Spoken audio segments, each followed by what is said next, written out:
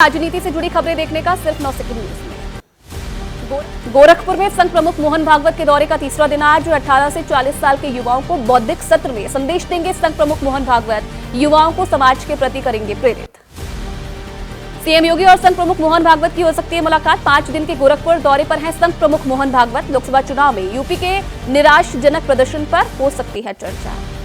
लोकसभा चुनाव में मिली हार को लेकर मुंबई में बीजेपी नेताओं की बैठक। डिप्टी सीएम देवेंद्र फडणवीस, प्रदेश अध्यक्ष चंद्रशेखर बावनकुले और मुंबई बीजेपी अध्यक्ष आशीष शेलार होंगे शामिल। महाराष्ट्र के उप मुख्यमंत्री अजित पवार की पत्नी सुनेत्रा पवार ने राज्यसभा के लिए दाखिल किया नामांकन। एनसीपी अजीत गुट के सांसद प्रफुल्ल पटेल के इस्तीफे के बाद खाली हुई सीट। महाराष्ट्र के मंत्री छगन भुजबल ने कहा कि हमने सर्वसम्मति से सुनेत्रा पवार को राज्यसभा सीट देने का फैसला किया। बोले, फैसले से परेशान नहीं, मैं खुद भी जाना चाहता था राज्यसभा।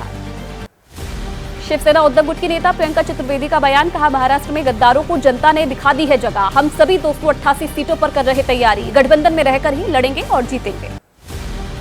महाराष्ट्र में इंडिया गठबंधन में टूट का खतरा। शिवसेना यूबीटी के अध्यक्ष उद्धव ठाकरे ने पार्टी कार्यकर्ताओं से कहा कि सभी 288 सीटों पर चुनाव की करें तैयारी। लोकसभा चुनाव में महाराष्ट्र में बीजेपी को लगे झटके के बाद राज ठाकरे का बड़ा फैसला। विधानसभा चुनाव अकेले लड़ेगी एमएनएस, महायुति में नहीं होंगे शामिल। 200 से 250 सीट पर चुनाव लड़ने की तैयारी। लोकसभा चुनाव खत्म होते ही विधानसभा चुनाव के लिए एक्टिव हुई बीजेपी। हिमाचल, उत्तराखंड और एमपी उपचुनाव के लिए जारी की उम्मीदवारों की लिस्ट। 7 राज्यों की 13 विधानसभा सीटों पर उपचुनाव। राज्यसभा में बिगड़ सकता है इंडिया गठबंधन का खेल। उपचुनाव में 10 में से 9 सीट पर एनडीए की जीत पक्की है। कांग्रेस को 2 सीटों का हो सकता है नुकसान। राज्यसभा की 10 सीटों पर चुनाव की तैयारी। आज नीतीश कैबिनेट की अहम बैठक में कई फैसलों पर लग सकती है मोहर। जनहित से जुड़े बड़े फैसले ले सकती है सरकार। लोकसभा चुनाव के बाद नीतीश सरकार की पहली कैबिनेट मीटिंग। पूर्णिया के रिपौली सीट पर होने वाले विधानसभा उपचुनाव को लेकर सांसद पप्पू यादव का बड़ा बयान। बोले, उपचुनाव में इंडिया गठबंधन उतारे कांग्रेस का प्रत्याशी। चुनावी हार को लेकर बीजेपी नेता नवनीत राणा का बयान। बोले, हार कर भी हम चुनाव जीत गए हैं क्योंकि प्रधानमंत्री मोदी ने तीसरी बार ली देश के प्रधानमंत्री पद की शपथ। हार की करेंगे समीक्षा। खाद्य वस्तुओं की बढ़ती कीमतों को लेकर कांग्रेस का मोदी सरकार पर हमला। जयराम रमेश का बीजेपी पर तंज। कहा, मोदी है तो महंगाई है, महंगाई जैसे संकट का पीएम के पास कोई समाधान नहीं। रंगदारी मामले में सांसद पप्पू यादव को मिली जमानत। पप्पू यादव ने कोर्ट के फैसले का स्वागत करते हुए कहा कि उन्हें न्यायपालिका पर पूरा भरोसा है। आरोपों को बताया बदनाम करने की साजिश। छत्तीसगढ़ के बलौदा बाजार में हुए सतनामी समाज के हिंसक प्रदर्शन और डीएम दफ्तर में आगजनी की घटना को लेकर सियासत तेज हो गई है। बलौदा बाजार के कलेक्टर केएल चौहान और एसपी सदानंद का तबादला। दिल्ली में 22 जून को जीएसटी परिषद की होगी बैठक। ऑनलाइन गेमिंग पर लगने वाली टैक्स की समीक्षा कर सकती है वित्त मंत्री निर्मला सीतारमण। जीएसटी परिषद की 53वीं बैठक। इटावा लॉयन सफारी से लाए गए बब्बर शेर भरत और गौरी को आज सीएम योगी मुख्य बाड़ी में छोड़ेंगे। दर्शक कर सकेंगे दीदार। अब तक इन्हें नाइट क्रॉल में ही रखा गया है।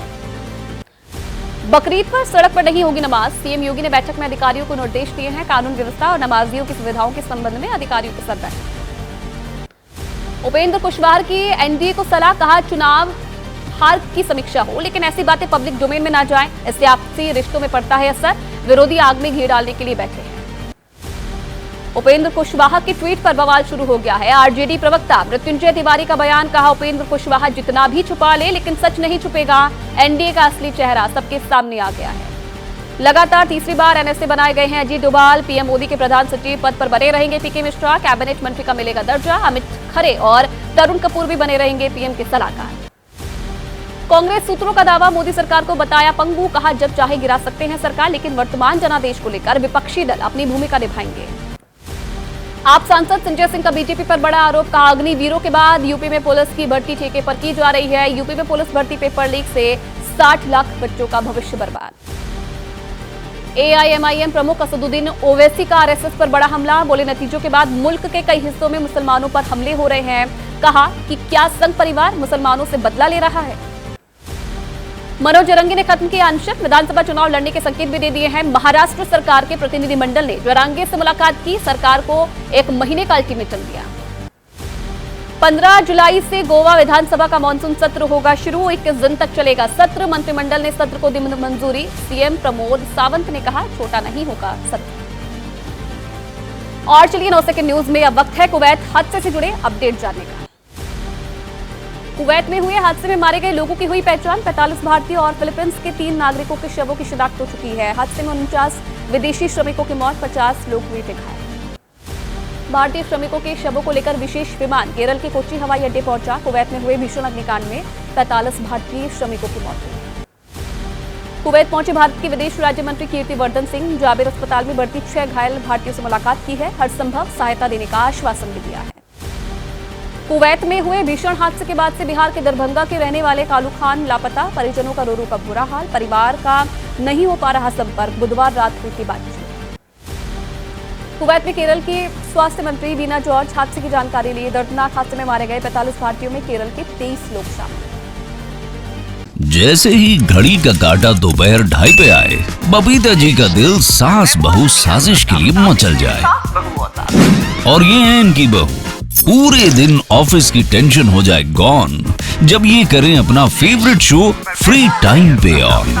इनकी तरह आप भी देखिए अपना फेवरेट शो अपने टाइम पर और डाउनलोड कीजिए एबीपी लाइव ऐप अपने स्मार्ट टीवी पर।